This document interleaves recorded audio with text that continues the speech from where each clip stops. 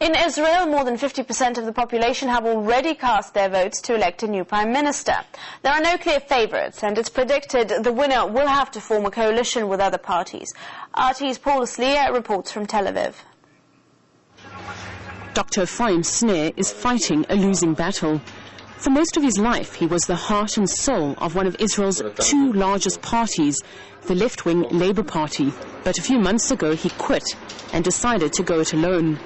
Now his new party is fighting Israel's biggest battle on the home front, crime, but it can't compete with the war across the border in Gaza. The outgoing government didn't succeed to promote the idea of Israel-Palestinian agreement, and now they pay the price for it.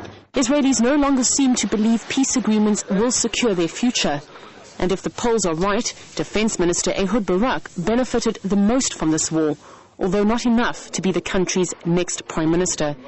His campaign message was simple: nothing can be more important to Israelis than fighting terror. But it's the opposition leader and former Prime Minister Benjamin Netanyahu, who has a reputation of being tough and strong, that benefited the most.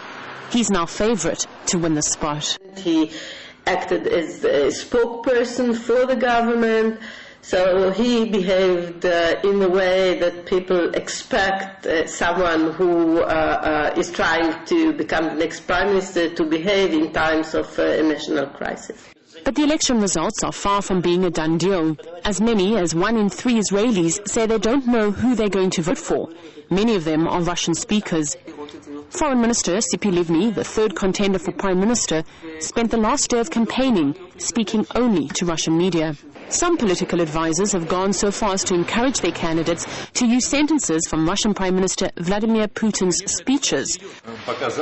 It all started when one of the pollsters published a poll asking who the best Prime Minister for Israel was and put Putin among the names. Putin came out on top in this poll. Some political advisors understood that Vladimir Putin has a certain popularity among Russian Israelis, and have advised some politicians, especially to Ehud Barak, to use some sentences from Putin's speeches in order to increase their popularity with the Russian vote. During his campaign, Ehud Barak used Putin's sentence to flush terrorists down the toilet.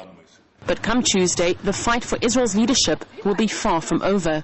Whoever wins will almost certainly have to face another round of coalition building and promise-making. Did Israel go to war in Gaza because of the elections? And just as importantly, did Israel end its operation also because of them? These questions may never be answered, but what will probably become clearer in the next few days is just what long-term impact that operation had on Israeli society. Paul Slier, RT, Tel Aviv.